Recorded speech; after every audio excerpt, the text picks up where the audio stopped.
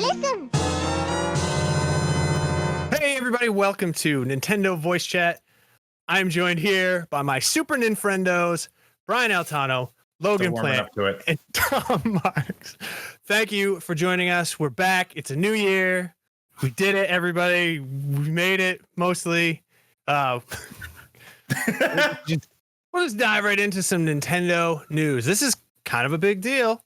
Nintendo has acquired Next Level Games. If you're not familiar with Next Level Games, they developed Mario Strikers series, Metroid Prime Federation Force, which everyone's favorite, everyone's favorite Federation Force, Luigi's Mansion 2 and 3, and I was very late to the party on it, but one of my favorite games on the Wii, which is Punch Out for the Wii. If you've never played Punch Out for the Wii, dust the old Wii off out of storage, go find it on eBay. I think it's like $25 actually. That game is phenomenal, but that deal is expected to close on March 1st. Brian, what do you think this could mean for the future of the Metroid Prime Federation Force franchise? Dare you? This is a big year for Metroid. This is a birthday year for her and her friends and the aliens. And to bring up Federation Force, how dare you? Honestly,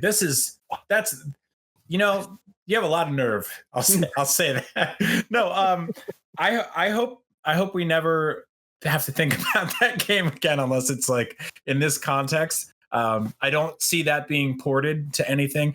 Frankly, I don't want to talk about it anymore. I feel gross talking about that. Sure. I hope this means more Luigi games. He means well, and he gets in a lot of trouble, and he needs some love. So hopefully more Luigi games. I really hope we get a port of Punch Out for Wii. I feel like I say that every week on the show. A new Punch Out would be awesome. So good.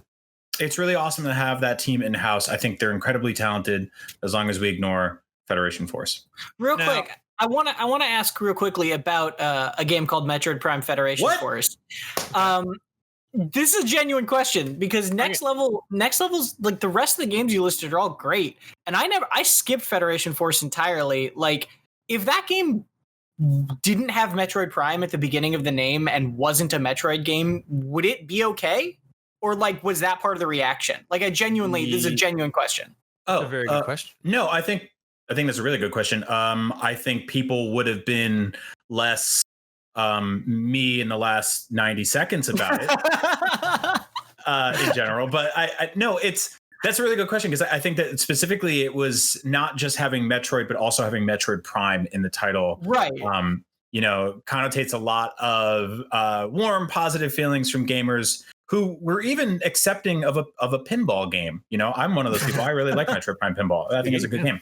And so I think that then it probably would have just been forgotten alongside other sort of forgettable games on the 3DS. But the thing is with that game is it was specifically, I believe, designed or pitched by the creator of Metroid as something, or one of the creators of Metroid, as something that would basically introduce that franchise to like a new, younger generation, which it also failed at.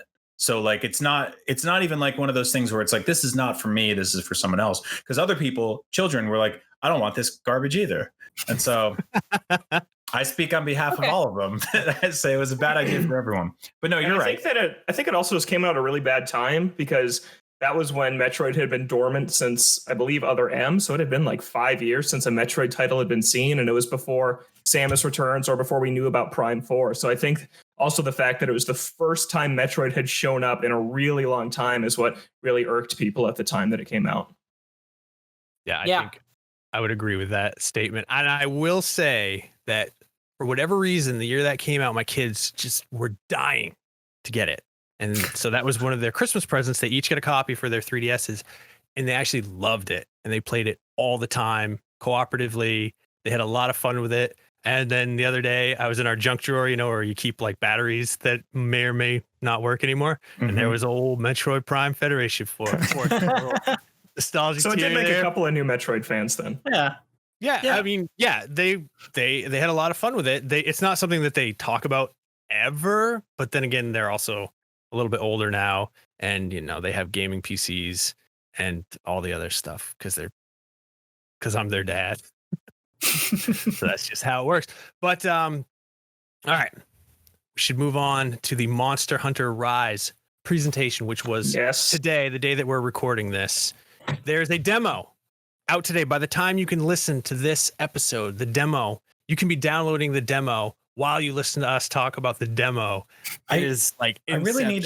I need my Switch next to me when I do the show. I used to bring it into the studio, and now it's like downstairs. I really need it next to me because every time I do the show, somebody's like, and it's out right now. And I'm like, aha. And I forget. Yeah, I spent not the good part of the morning, but I did spend some time this morning trying to download it, only to find out that it doesn't come out till 3 p.m. Pacific time. So the demo is available until February 1st. You can ride monsters. That's kind of like all you need to know. You can ram them into each other, do some monster smashing, and you can ram them into walls, which I don't see why you wouldn't be able to. But that's good too. There are new and returning monsters revealed. I am not a Monster Hunter person, so please forgive me.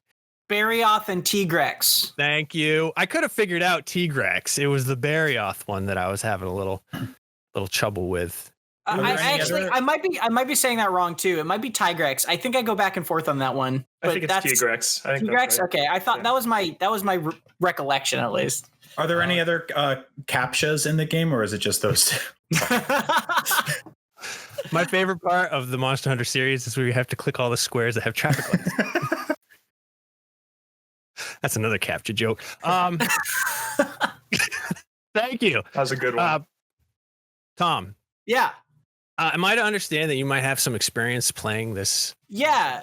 Well, Capcom was able to, they sent us a kind of early access to it. So I was able to go hands-on with this already, thankfully. And it's a really cool demo. I will say, if you're new to the Monster Hunter series, basically what it is there's an easy hunt, there's an intermediate hunt, and then there's a learn the basics mission and a learn how to wyvern ride, which is the new mechanic, the riding monsters thing, which is basically is that how you say it? I say wyvern. I know other people say wyvern. I don't know if there's an official ruling on it, so I just stick with what I know, which is wyvern. Okay, because I was terrified that I've been saying it wrong this whole time. I've been saying wyvern my whole life, but also it's fake. It goes back and forth. I think it is an opinion thing and of a fake creature. Yes, as you said. But anyway, that is actually a really interesting mechanic that I want to explore more because it's sort of an evolution of a couple things that they did in other games. You could always ride monsters, but you didn't really have much control. And then in Monster Hunter World Iceborne expansion, they gave you the Clutch Claw, which gave you a little more control and also let you ram monsters into walls. And this is basically like you attach strings to them and you control them like a puppet and you basically become the monster for a short time and have a heavy attack and a light attack and can hold a button to just drive it like a car. And it's like a very weird, cool thing. How long can you stay on the monster like that? A surprising amount of time, but less time the more you kind of like do. There's a little timer too. That was a really annoying thing in World, was like you were never 100% sure when you were going to get shaken off, and this gives you like a really clear indication about like how much time you have, how long you're going to ride this thing for. But the more important thing, without getting into the nitty gritty of this, is like there's 4, I think, major monsters spread across the 2 kind of main missions. If you're new to Monster Hunter, it's a hard game and you're going to get your butt kicked even on the easy mission. Just as a word of warning. But the new monsters that I fought in there are really cool. And more importantly, like the game runs surprisingly well and looks pretty dang good on Switch. Like if you told me this was basically a port of World, like a Switch quality port of World, I would probably just believe you. Like it's a really nice looking game. It's, obviously pared down here and there. The frame rate being a little slower is a little hard to get used to for someone who spent hundreds of hours in a like above 60 FPS PC version of this game. But like, yeah, it runs really nicely. It looks really good. It feels a lot like World. It handles a lot like that game. And it's really cool to see what they've done. It doesn't feel like a souped up 3DS game, and it doesn't feel like a compromised version of kind of what World was. And that's really, really cool to see on Switch. Yeah, that's really exciting because the the only Monster Hunter game on Switch right now is a port of a 3DS game, Generations Ultimate. And after playing like 250 hours in the world, I tried that one out. And honestly, for that reason, I couldn't get into it. And seeing how well I think this thing runs based on what I've seen, and then hearing you say that's really good to hear, because I'm playing World on PS5 now, which runs on locked 60 frames per second and just looks gorgeous. So I'm excited to hear that it runs well on a dedicated Switch version. And this is, of course, just my time with the demo, so there could be problems in other areas that I haven't seen yet, that sort of stuff. But and it definitely, dips a little bit here and there. It's not like perfect thing, but this is a weird thing to say. It runs better than Link's Awakening, right? Which is a game that you wouldn't think would have performance problems, and this is a game you would, and it running fine, right? It's totally great. So yeah, I'm excited to just see another game of this kind of fidelity and scale on Switch for sure.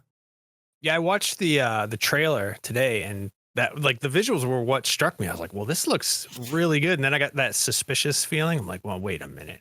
So to hear you saying that it actually runs and looks good on the Switch, I'm very excited. My youngest son is like crazy into Monster Hunter.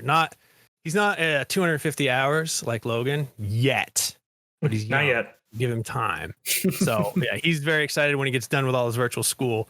We're going to download the demo and play. And Brian, I know you for years you've been talking about Monster Hunter and how I don't know how it works. And no, I've seriously tried so many times to get into this franchise, and I don't want to be the guy who's always like, well, is this one good for newcomers?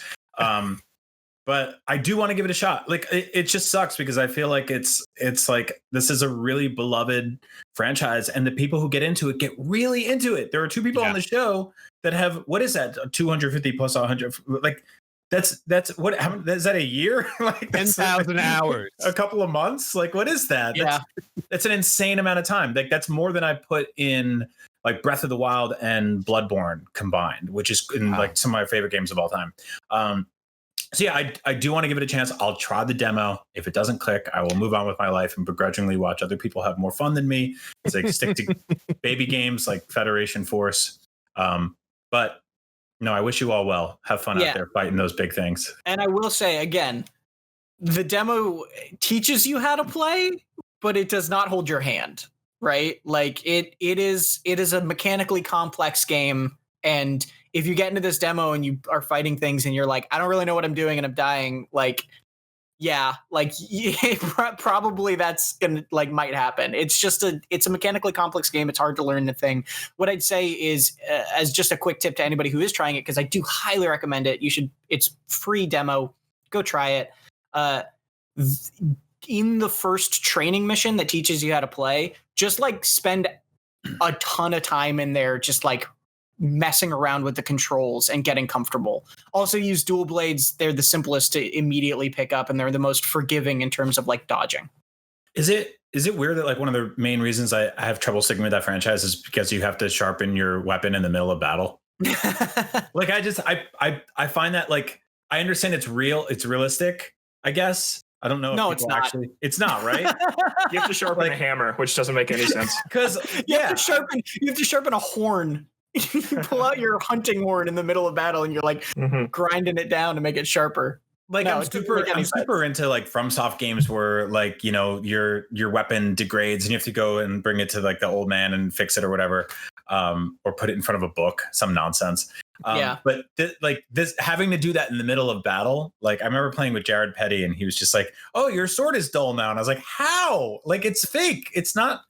So. I don't know. I will say news for you. Your sword has gotten dull. That's totally fair. I will say it is a problem that gets alleviated as you get better gear. Your weapon sharpness stays sharper longer, and there's ways to mitigate that.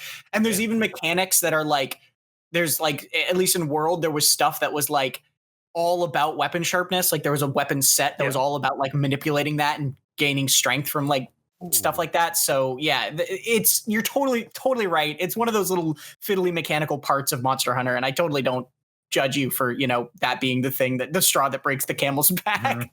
So is this one of those spreadsheet games that people talk about? It can be, but I don't think it. I mean, it definitely can be, but also at least with World was accessible enough that if you didn't really want to do that, you could just play it and it wouldn't like it really, it's one of those games that you can spend a lot of time in, or you can like just play kind of through the campaign, or you can get really deep into spreadsheets and all the end game stuff and get crazy into that. Yeah. I think in Monster Hunter World, you can roll the credits in 20 to 30 hours. And something like that. Then there's so much content after that, though, that just keeps it going for literally hundreds of hours. So yeah, I do think it's still worthwhile to pick it up if you just want to plow through that main campaign to get to the credits roll at that 30-hour mark. I'm very interested. I mean, like I said, Parker's really into it. So we have World. So I might have to check it. I'm definitely going to check out the demo. I get every demo that's free. But this is one of the maybe weirdest stories that has come along in a long time. And I think it's hilarious. But I don't know if you guys heard of this, Microsoft, they make Office, they make Excel, things of that nature. Well, they've also made a video game system called the Xbox. I don't know if you've heard of it. Before they made the Xbox, back when they were looking at getting into the video game space, they're like, well, we could either, spend $1 bajillion on R&D and make our own, or we could just acquire somebody. So they went around, they said, hey, EA, hey, Square, hey, Midway, would you have any interest in this? And they're like, I don't know. And then they went to Nintendo, and Nintendo, quote, laughed their asses off. Like, imagine an hour of somebody just laughing at you. That's kind of how that meeting went, end quote. And that was then director of third-party relationships, Ken Baca. So yeah, Xbox tried to acquire Nintendo with like no cachet whatsoever in the video game space. They just showed up. They made Internet Explorer, and that was kind of what their thing was at the time. And they're like, hey, Nintendo, I know you've got 100 years of history, 30 years of video of which are in the video game sphere. We'd like to just throw a lot of money at you. And Nintendo apparently laughed their asses off. Not literally, because that would be tragic and unfortunate. Yeah, it's kind of great. This is a great moment. I love it. Yeah, it makes me wonder, like, what does that alternate reality look like where Xbox owns Nintendo? Like, first of all, obviously, Master Chief and Smash, everybody gets that, but it wouldn't be that special because he'd be first party. The bigger question is, would Smash exist? Right? Like, yeah, I mean, that sort of butterfly ripple is like really hard to predict. Like, what would we even have or have not seen? Right. Right. I mean, that removes every Nintendo console since what year did this? GameCube. Well, because I actually traded my original Xbox died, and I went to GameStop and I traded it in for a Nintendo GameCube, and I was like, well, I made a mistake a long time ago. I should have done this in the first place. But yeah, so we wouldn't have had. It's pretty clear that like Microsoft then attempted to do the next best thing, which was acquire Rare, which for a very long time was like sort of like definitive pillar of Nintendo. Sort of third party or in-house developers, and I can confidently say like they squandered that relationship for quite a long time until more recently when we're seeing things like Sea of Thieves, which is a massively successful hit for them across Xbox and PC. But there was a while there where they took one of the best developers of that era, right after some of their best games ever, GoldenEye, Perfect Dark, all the Banjo games and stuff like that, Jet Force Gemini. And they made them work on, Xbox avatar characters, like, which were knockoff Mii's. And so like, I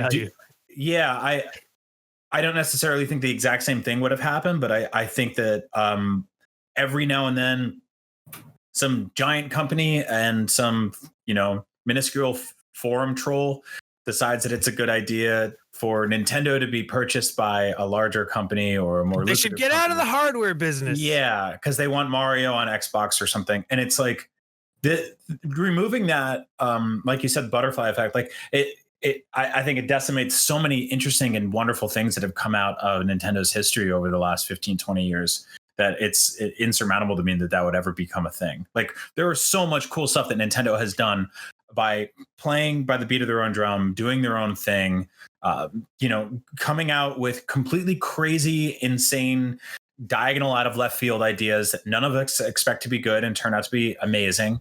That putting that underneath a company that just purchased them and having them follow directions instead of leading by their own example would, I think, irrevocably destroy video game history as we know it. Yeah.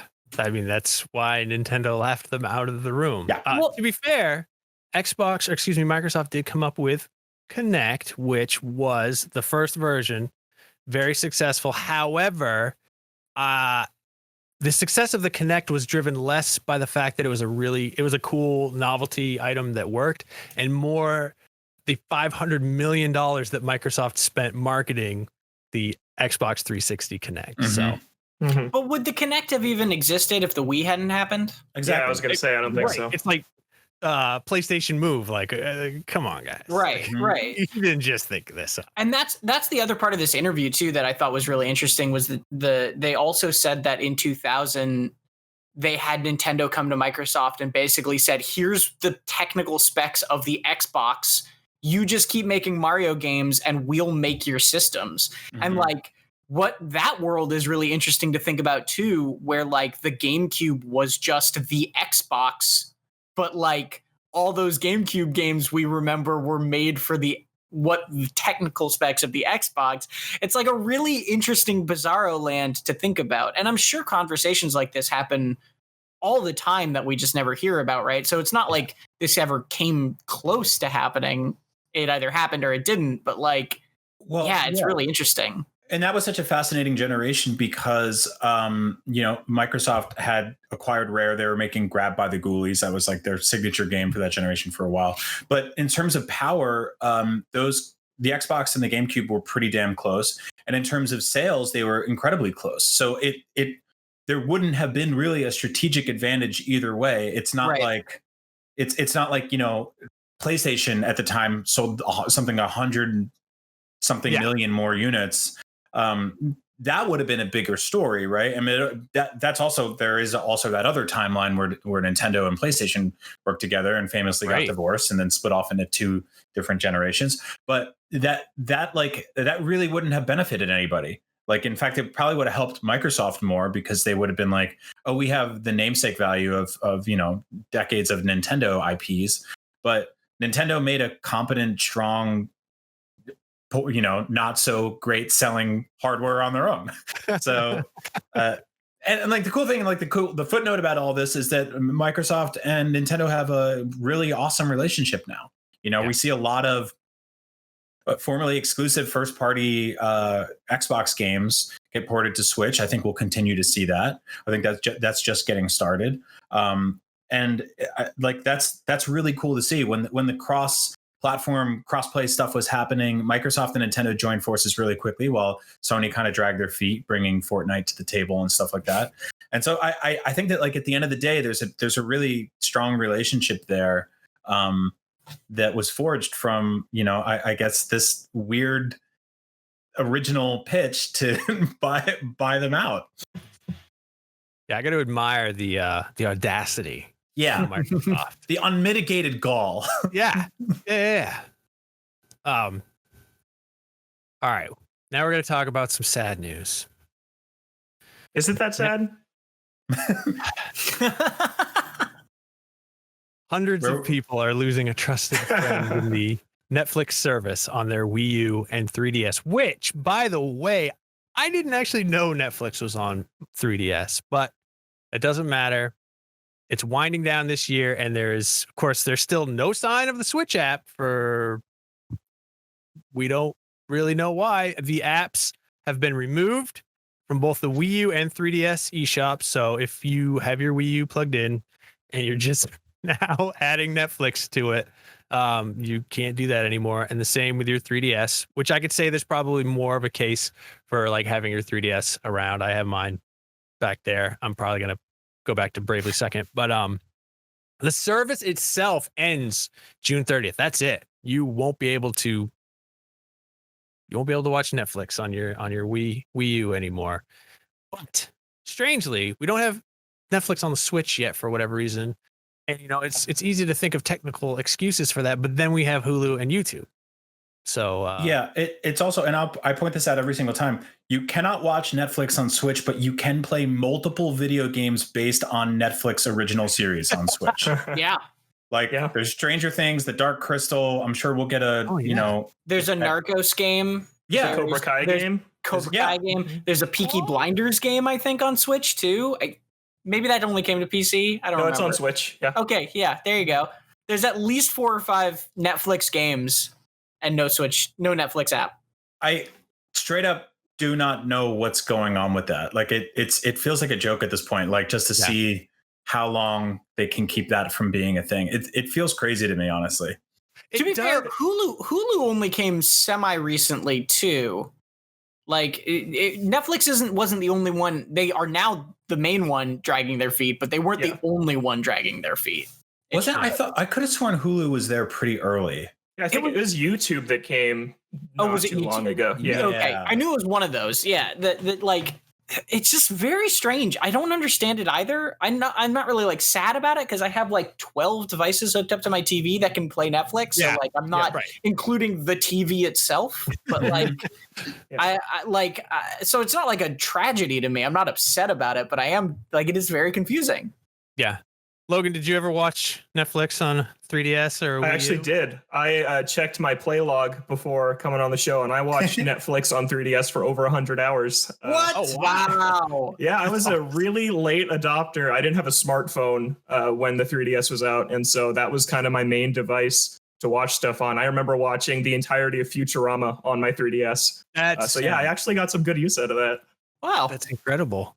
I mean, we clown on the Wii U, but the Amazon Prime Video app on the Wii U was actually amazing because it had all those X-ray features on the gamepad, so you be able to read the IMDb entries on everybody and like trivia and stuff while you're watching the movies. I really enjoyed that for the first few weeks when I was like convincing my wife that the Wii U was the future. It's like in the same way when like the Kinect launched on the Xbox One, and I was just like, Xbox, play movie, and it just didn't work. I love that. Yeah. What a time to be alive. All right, we're gonna leave the past behind us, and we're gonna get to our 2021 predictions spectacular. Now, all of the members of the panel here have prepared 5 incredible, possibly true 2021 Nintendo predictions, and we're going to present them here to you today and then probably revisit them when they all come true, because it's a magical wish year. And I met a genie yesterday, and the first thing I did was I wished for more wishes, and he wasn't expecting that. He thought it was too obvious. So we have infinite wishes. So Logan, please, I would like to hear your 2021 Nintendo predictions. All right, all 5 or just one? Hit us with the list. All right. My first prediction is I think we're going to see a new WarioWare on Switch this year. I think it's going to be a full $59.99 title. The last one was WarioWare Gold on 3DS, which was, I think, 2018. So it's been a few years. And I think that WarioWare just makes too much sense on Switch with the Joy-Cons, with the touchscreen and handheld mode. I was thinking maybe there could be something where you put 2 Switch screens together like Super Mario Party did a couple years ago. So I think it's time for WarioWare to come back. Man, that's way better than all 5 of mine. So please keep going. My number 2 is, as part of Zelda's 35th anniversary, they're going to announce Breath of the Wild sequel for a November release date. But like every 3D Zelda game, it's going to get delayed to March of 2022, right around the 5-year anniversary of Breath of the Wild and the Switch. That's actually extremely plausible. Yeah, I think so. I think for sure it's going to get delayed after it gets announced for a release date. Absolutely. My number 3 is that Nintendo's going to continue experimenting with limited time release software like 3D All-Stars this year. And it's going to be with Zelda again. I think we're going to get a Zelda collection with Wind Waker HD, Twilight Princess HD, and a Skyward Sword HD port that is still going to use motion controls, with the Joy-Con disappointing everybody. No, that's perfect. That's the cherry on top. That makes it seem like it's probably going to be real. Yeah, there's got to be some caveats to all of Nintendo predictions. That disappoints everybody. It's like Mother Yeah. 3 on 3DS only. I'd play it. I'd still get it. Yeah, Earthbound needs to come. That should have been one of my predictions that Earthbound comes to the Switch Online app because it's still not there. Yeah. Oh, Don't spoilers. my predictions, but sorry about that. My number 4 is, I think, with Smash Ultimate, we're going to see a third Fighters Pass announced. The second one is supposed to wrap up this year. Sakurai said that this is it. He has said probably a dozen times that he's done with Smash Bros. In the past, so I think Nintendo's going to make him do a third one. I also just hope for this because I think that Smash Ultimate is a non-replicable experience with how many amazing third-party characters are in there. So I think they just got to keep pumping it full of new characters while they have the chance before they try to make a sequel and lose the licenses to some of these characters. And my number 5, I wanted to make a really out there prediction just to see if it could come true. And I said that Splatoon is going to return this year as a spin-off 2.5D action platformer. And my reasoning is that I think Splatoon 2 sold like crazy, right? Over 10 million units on Switch. I think that it's a really lucrative franchise that Nintendo's going to want to return to. But like Mario Kart and Smash, I think it's only a one main entry per console type of deal. So I think they're going to venture into some sort of spin-off for Splatoon. And I think a platform would really suit the franchise with like weapons and swimming through the ink as different mechanics in an action platformer game. This is not Splatoon related, nor do you turn into a squid now or a kid now, but you should look up a platformer called Splasher that is on Switch. It's one of my favorites from a few years back. Lots of painting walls and using those effects. So if you're interested in a Splatoon platformer, Splasher might actually scratch a little bit of that itch because that's a really good idea. I'm very happy really you were able to conjure that name because I played a bunch of that game and I forgot what it was called because that was the first thing I thought of. I was like, oh, we kind of have like a prototype of that right now. Splasher is probably one of the more underrated 2D platformers of recent years, I think. It's like really good and just kind of didn't get talked about a ton. Well, Tom, why don't you talk about your 2021 Nintendo predicciones? Okay, there's a little bit of overlap here, but I'll try to keep. That's okay. Overlap is bound to happen. These are supposed to be like weird ideas, but also a lot of mine got real negative. That can happen with Nintendo. Yeah, look at that negativity in 2020, buddy. Because you said wild predictions. Yeah. That also had a piece of truth to them. So it was like good things with something bringing it back down to earth for me. That's perfect. E3 will be back with an actual coordinated digital event this year. And Nintendo, in suit, will have a large Nintendo Direct. And it won't be the week of E3.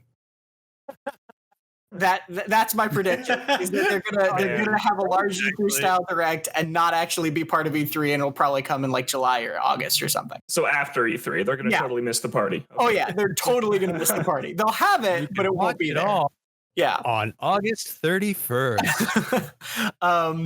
Is it a party if Nintendo's not even there to begin with? I mean, come on. So here's a realistic prediction that has an optimistic twist. I agree. I think there's going to do some sort of Zelda collection of older Zelda games that they will bring back, and they won't be available for a limited time.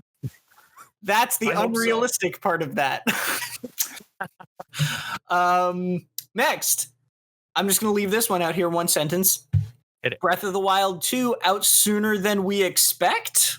That's all I got. Okay. What do you expect, though? Exactly. That's why it's personal, and I can't be wrong. Because at least one person will be right. Next, I think Smash Bros. Is going to follow suit of Sephiroth and add another long-awaited villain. Add Dr. Eggman. Oh, I'm on board with that. That sounds great. Me too. Yeah. I'd actually be cool with that too. It might happen, but it seems a little out there. But who knows? They buffed up their Final Fantasy roster. Mm-hmm. And then finally, while I don't think we're going to get new actual Switch hardware this year, especially with what Doug Bowser was saying, I'm going to wildly predict that Nintendo will release some type of new controller sort of thing for the Switch, ideally some sort of new type of Joy-Con or something. And it will probably still have drift. I thought you were going to fix the drift. That's your thing. No. We got to keep it a little realistic. The DriftCon. Yeah. Drift right in, so you don't have to get mad about it. I would. That's my big desire, is that they release an upgraded, official upgraded Joy-Con that have like a D-pad, have analog triggers, and don't have drift. Basically, like that's my pie in the sky wish for Nintendo for new Joy-Con. Whether that happen or not, I don't know, but I think it's more likely that we get a new any type of controller, even if it's a new type of like pro controller type thing, than getting new like actual Switch hardware this year. Oh man, with some reactive triggers like on the Dual Sense. That's Imagine maybe diving into the ink and having it feel like you're diving into the ink. Oh my god. Anyway, Brian, that'd be great. please let us know your predictions. It's Zelda's birthday, so I think we're going to get Oracle of Ages and Seasons, but I think and they'll be done in the Link's Awakening art style, but they'll actually run well this year. And I think the unrealistic prediction of that is that they will be packaged together for $60 rather than $60 each. To think that's unrealistic. I think that's incredibly unrealistic. I think Nintendo will sell them for $60 each, and I'll begrudgingly buy them both. Me too. Next prediction. I think the Amiibo line will end with Smash Brothers. I think that'll be it. No more. They'll do the cat stuff for Mario or whatever they announced. A couple other cake toppers, and then whatever they're doing for the rest of Smash, and that's it. I think they're seeing diminishing returns of that. I think that line has exceeded expectations, but also reached its limits. And I don't think that they're actually being used for anything worthwhile anymore. I think that it's basically, it's just them piloting collectibles at this point, which I think they have many other means of getting into. For 3D World Deluxe, I saw that the Cat, Peach, and Mario just unlock power-ups, which is really disappointing. But I guess that's what we've come to expect. That's very odd. Shigeru Miyamoto will retire. Whoa! Yeah. But it will be to do something unexpected, like join a band. Oh, I thought he's gonna live inside Bowser's Castle at Nintendo World. Speaking of which, next prediction: somebody will get arrested for stealing something large from Super Nintendo World. I can't tell you exactly what that is. We haven't figured that out yet. Entire Mario Kart. Mm-hmm. They just drive it off the ride. This hypothetical person is still talking with friends and criminal family members and co-conspirators to figure out exactly what they can take and how. But we'll get back to you. And finally, Nintendo will reveal a brand new Metroid Prime 4 logo. I think it's been a few years with the same logo, and I think this is all want. Yeah, this is a big anniversary year for Metroid. So obviously, fans around the world, we're looking for an update, and I think we're going to get a brand new logo. I think they might move the 4 in front of the other part of the word now.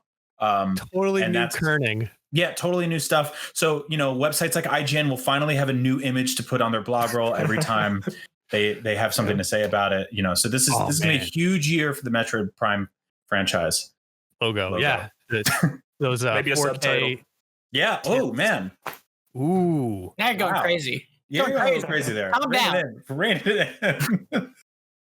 See, every prediction that everyone's made so far is I can see actually happening. So that's why mine are following suit. So my first prediction: Switch Pro, 100%. We're getting that this year. It's going to be a new mid-cycle hardware renovation with a dock that has the graphics card basically built into it, like I've been saying forever. And you'll be able to use your old Switch and beef up the graphics to what they are, because all the graphical processing will be handled in the dock itself rather than the Switch console. Number 2, I think Breath of the Wild 2 is coming fourth quarter this year. I think that's going to be their big holiday game for 2021. This is where I start to go off the rails a little bit. I think they're going to announce an all new mega cheap 100% cloud streaming handheld Nintendo console that doesn't accept carts at all. It only works on Wi-Fi and cellular networks and streams all your favorite Nintendo games and maybe Microsoft Game Pass for all we know. Number 4, Mother 3 is going to get a highly sought after and extremely limited, newly packaged vinyl release from IM 8-Bit. And finally, number 5, I do think that 2021 is the year that we see a viable Virtual Boy system come back. Wow, you started real like, all right, I can see that, and then just went woo, like crazy. Yeah. That's what you gotta do though, because then if you're right, that's exactly, cast a wide net. The business of prediction is all about casting a wide net, and then out of the 100 ridiculous things that you predict, when one of them comes true, then you can be like, look, I told you, I knew this was going to happen. Who can you trust, baby? So, Who can you trust more than me? Is this Virtual Boy made of cardboard? No. It will be a headset Virtual Boy system. We won't have to sit on the table. You won't have to lean forward and do irreparable damage to your spine to look. Will it be red and black still? It will be red and black only in the mock-ups that people make when they first announce it, and we get that. Every time they announce a console, everybody makes mock-ups. So there will be that, but only the mock-ups, I'm afraid. Brian will probably make that, yeah. Yeah, Brian will make it. It'll be awesome. It'll be hilarious. Everyone will enjoy it. It'll get 64,000 retweets, and Brian will have to mute it immediately so he could use his phone again. So those are our official Nintendo Voice Chat 2021 predictions. All of them are planned to come true. These are about as realistic as that leaked document that was going around the other day. So that thing was ridiculous. If you want sweet internet points, just take the things we just said and make them in a note on your phone, and then take a picture of your phone so it's blurry, a little bit shaky. Yep. And then post that online and say it's leaked, and put for internal use only at the top. Exactly. There you go. Yeah. We all know during the pandemic, everyone is printing out and disseminating copies of secret lists. I want to say too that if you if you're in the comments, leave the name of Miyamoto's new band, and you will also get points. The best one wins something. Yeah, you win internet points. You can come on the hypothetical heist to steal something from Super Nintendo World. I feel like the first thing that came to my mind was Shiggy and the Motos. Yeah, that's good. I like that a lot. All right, we real quick, we're going to talk about the games that are out this week. There aren't any. There are no games this week. It's not. Well, there are, but they're not like. It's the first week of January is not like first and second week of January is not like the hottest time. I did, if I may, I wanted to call out a couple that came out over the break while we were off that are just worth shouting out, if not like the most exciting things in the world. A really cool top-down SWAT team game called Door Kickers. That's a few years old on Steam. Came out. That's really cool. The digital version of a really fun cardboard game called Wingspan came out on Switch. I've heard good things about the Steam version of that. I don't know how well it runs on Switch, but it's a very pretty game about birds. And then there's a ton of Bit Trip games just came out over at the end of last year too. The first Bit Trip Runner is still just a great game. And then also one called Bit Trip Beat is basically like super intense Pong, and that one's really fun too. Cool. Those games are both really awesome. Did they package them together in like one bundle, or can you only buy them individually? I'm not sure if there's a bundle. I know that they are sold individually at least, though. Yeah, because I looked at the eShop over break, and I just noticed there was like a bunch of them just kind of threw up all over the front page, and I was hoping they put them together in one box, but I'll check them out. Collection. Mm-hmm. I think Runner 3 was like the first game that I reviewed when I got hired on. So I gave it a 7. It was a charming little game, very frustrating. Especially when it's your first review and you're in the big times now. So those are good games. And Charles Martinet does the narration for Runner 3. So I was like, this guy sounds like Mario. So we've given our 2021 Nintendo predictions, and now it's time to hear from you for your 2021 Nintendo predictions. So these are some yappas. Please leave yappas when they're called for, because I love them and they're like one of my favorite things to like be able to talk to you and see you. So this first one is from Sean S. Hey, NVC. Pipe dream prediction here. What if Nintendo gave Star Fox to the guys who made Rez? Imagine like a rhythm music based Star Fox shooter. That would be so cool. Yeah, keep it awesome, guys. Thanks. Yeah, I Rules. picked this one out because I like that a lot. Yes. It's a great idea. Oh my God. Yes. That would be amazing. That's one of those ideas that I'm like mad about hearing because I want it now. Yeah.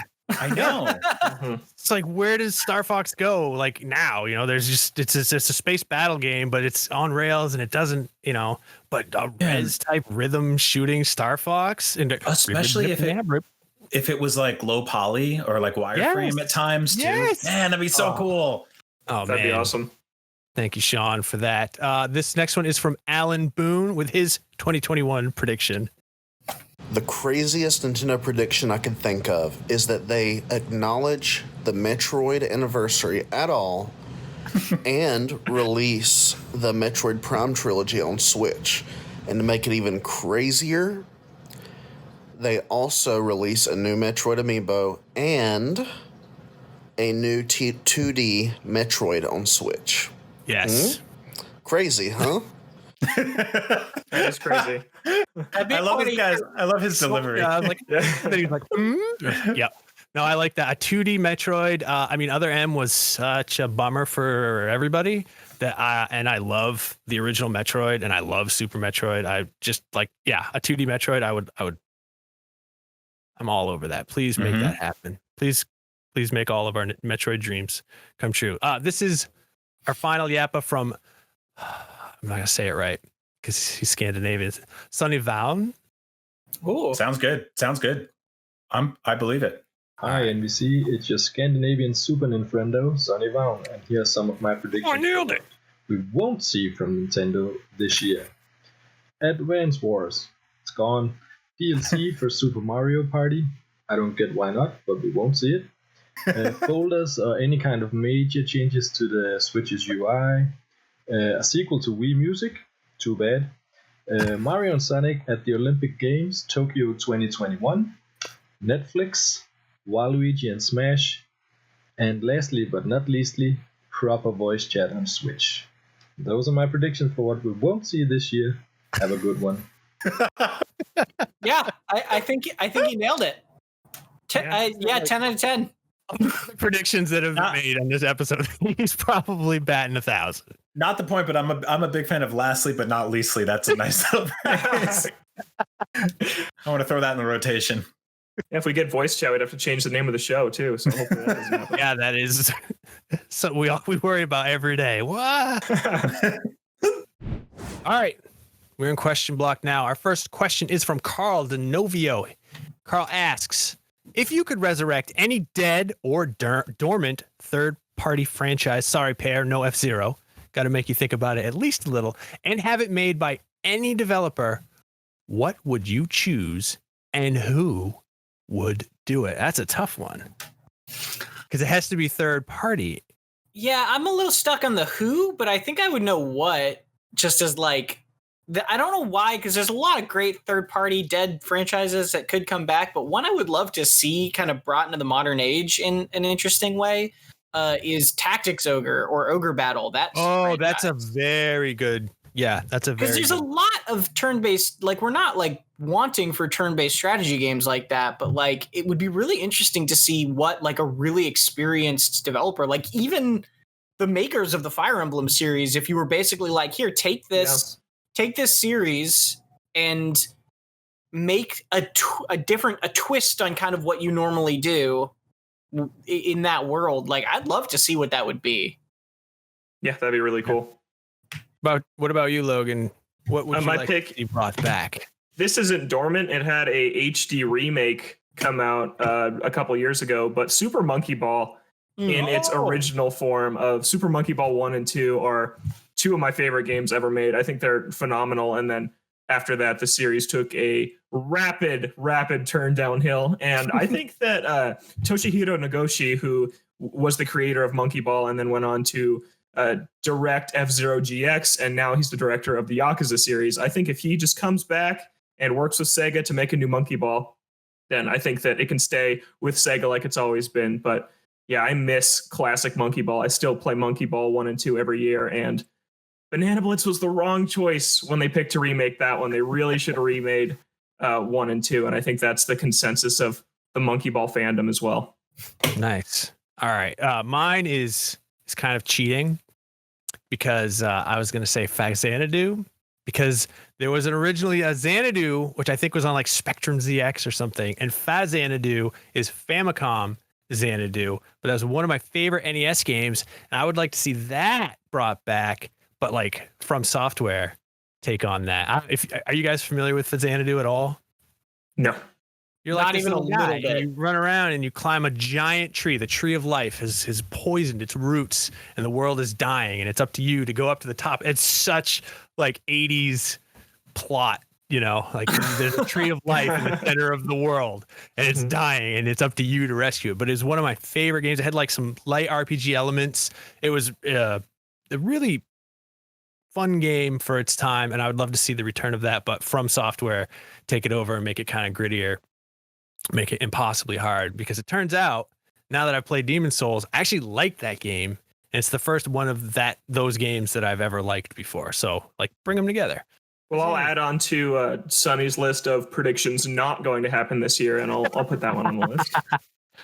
Look, all they have to do is listen to this episode and just give me a call and we'll talk details. We can make this happen. I'm going to not say this person's last name correctly. Neil Tracy. Neil wants to know, with the recent acquisition of Next Level Games, what other studios would you like to see Nintendo snatching up? Tom. Honestly, this is a weird one for me because I don't really care. Like I know that's like a weird thing, but like Nintendo has such a good history and such a healthy and consistent history of working with like second party studios, right? To make really good games. Like I think this is best evidenced by the fact that like they don't own HAL, right? Like, yeah, right. Like that's like a really weird thing where you're like, oh, it's weird that they don't own that company. Or like, for example, they don't own the Pokemon company, right? Like that's like a relationship that they have that you think is very core Nintendo, but like isn't technically owned by them. So like, I was actually a little surprised when they said they were buying Next Level Studios, because or Next Level Games, because it just seemed like they already had that relationship with them. Like, I don't think they need to go on a buying spree the way Microsoft has done recently. Right. So I don't really have a strong opinion of who I would want to see them buy next necessarily. Sure. Yeah, for my pick, I just put the one I feel like they work with consistently the most right now that they don't own, and that's Grezzo, who worked on the Zelda 3DS remakes, Triforce Heroes, Ever Oasis, and Link's Awakening. They're still their second party right now that they just work with a lot, and so I think that one would make the most sense. But like Tom was saying, it doesn't need to happen because they do already have that working relationship, and Grezzo basically only makes Nintendo games right now. So yeah, but that would be my pick of just kind of the next one down that they don't own, that they work with the most. And I think that's a good pick too. Like, I'm not necessarily saying that shouldn't happen, right? It's just like, I don't really know the business of like why specifically they decide to buy a company or not. And so like, yeah. But I think that's to keep Microsoft from buying them because they're buying everybody right now. I guess that is the answer, right? Yeah. You protect them. Yeah. Mine is a cheat, but I would love it if Nintendo owned M2, because M2, if you're not familiar with them, they did all the Sega Ages collections. They did the Sega Genesis Mini. They did the TurboGrafx 16 Mini. They are probably the greatest game preservationists going by, there's nobody even close. Digital Eclipse is their closest, but even they like want to be M2 because they have such a huge back catalog of historically significant works that should be preserved and celebrated. And that's what like maybe my favorite thing about M2 is with the Final Fantasy Legends collection that Square just put out, there's nothing there. There's like some wallpapers and That's it. But if you go to the the Castlevania Anniversary Collection, which M2 did, you get a million different things. Not only do you get all the different games, you get like history, you get to listen to soundtracks. There's all these amazing filters. The attention to detail the M2 puts into everything that they do. That's why part of the reason I gave the Sega Genesis Mini I think I gave it an 8 or maybe a 9, but just because it was so well done and charming, just the menus and everything. And the same with the TurboGrafx 16. It'll never happen. It's probably for the best anyway, because M2 now just works with whoever wants to put out an awesome collection. And I think that should continue, but that's my answer. This next one's an easy question. Robert Burkhalter, I'm going to answer it first. Do you all think E3 is done after last year? And my answer is maybe. Maybe you said it was an easy question. Yeah, maybe. There's only 3 ways to answer a question: yes, no, or maybe. You learn that in computer science. It's logic. I guess I already gave my answer to this. Yeah. Mm-hmm. I don't think it's done by any means, but I do think it's not going to look like it ever did again. Right. Or at least not anytime soon. Yeah, I think it's going to be radically different than what we've, even not to get into real world events, even if the entire world was vaccinated for 19 by the time E3 would happen this year, E3 will not happen this year, right? Those things take a massive production. Also, I can't imagine that many people are going to even feel comfortable being in a room like that again. I imagine that E3 has had more, if they're smart, has had more time to prepare for doing what E3 is going to look like this year, but it's not going to look like it did. It's not just going to be back in 2021 is my feeling. But I don't think it's just dead and gone. Right. Do you agree with that, Logan? Yeah, I think I agree with Tom. It's not going to look anything like E3 of years past this year, but kind of from Nintendo's standpoint, regardless of what happens, I hope that in future years, there's just some way for them to have an excuse to come out and have a big E3 style Nintendo Direct, because we haven't had a Nintendo Direct since September of 2019, like a full length first party focused Direct. It's been over a year since we've had one of those. Yeah. We've had a lot of mini ones focused on single games, the partner showcases, but it's been a long time. And I think because of that, 2020 for Nintendo almost felt like they didn't really show up, because these announcements were just sprinkled throughout Twitter drops and YouTube drops and random announcements that I think, Tom, you did a feature on IGN where if you put it all together, or Zach did, if you put it all together, that would have made for a pretty good E3 showcase, but it wasn't there. So it just didn't quite have that landing I think it would have if it was all bundled together. So I just think we need some sort of event where Nintendo shows up and really lays out the next year of its first party games, because when they put on a good Nintendo Direct presentation that hits, there's really nothing else like it in games. Yeah, that is absolutely true. I think, do I think E3 is done? No. Do I think it's done, not happening this year? Probably not. And for just obvious reasons, it's probably not going to happen. But I think the most obvious sign that we're not getting an E3 is, in years past, by now, I would have gotten an email from somebody asking what I was going to be doing for E3 and come check out their game, because literally you start getting emails in January and then 6 months ahead. So I haven't gotten one of those yet. So I've gotten those things take months to plan. Yeah, I mean it's an enormous event, and I don't think E3 is done. I think it's not coming back this year, but I think in years, yeah. And whatever happens, just Nintendo, just give us more directs. Or maybe they'll go to PAX, because PAX is in June or late June this year, I think. And last year was the last time, PAX East, it was in February. That was the last time any of us got together. And Nintendo had that amazing Animal Crossing booth, which was phenomenal. And then we all had to go home forever. And here we are. Here we are now. Hey, it worked out good. We all get to be on a podcast together. Robert F. Gruner wants to know, this is kind of ties in. Do you think there will be a Nintendo Direct or Mini Direct before February 12th to tell us what Bowser's Fury actually is? Yes, I do. Yeah. I think it'll be a Mini Direct just on Bowser's Fury and 3D World, because I don't think they want to take attention away from that game before it comes out. Yeah. Yeah, I would not be surprised if we get a decent amount of actual Nintendo communication and Nintendo Directs over the next month, to be honest, of like, there was those rumors about like maybe something's cooking on Pokemon because they started taking down the Directs from last year. Oh, right. Which are unsubstantiated. They're just speculation, right? Yeah. So maybe we'll get something there. I'm sure we'll get an update on Bowser's Fury and 3D World at some point. We just got this Monster Hunter Rise thing, right? Like, I think that January is going to be a good year for like learning about Nintendo things, because there's still some unanswered questions right now. Yeah.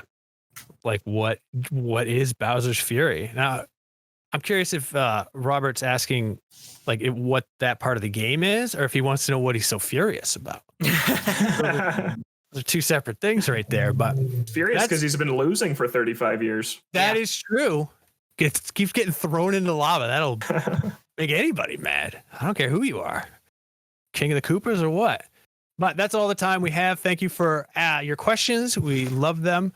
You might see me hanging out on the Facebook group sometime. So if you're not a member of that group, go ahead and join. And I'll like when you say something funny sometimes, because I don't really use Facebook. But Logan, thank you so much for being here. Tom, thank you for joining me. Brian actually had to leave us because he said he wasn't planning a heist, but then he had a briefcase handcuffed to his wrist when he got up. So we think something is going on. But that's NVC for the first week of 2020-21. And remember, this is the only place where you can Get the thing. Get the thing.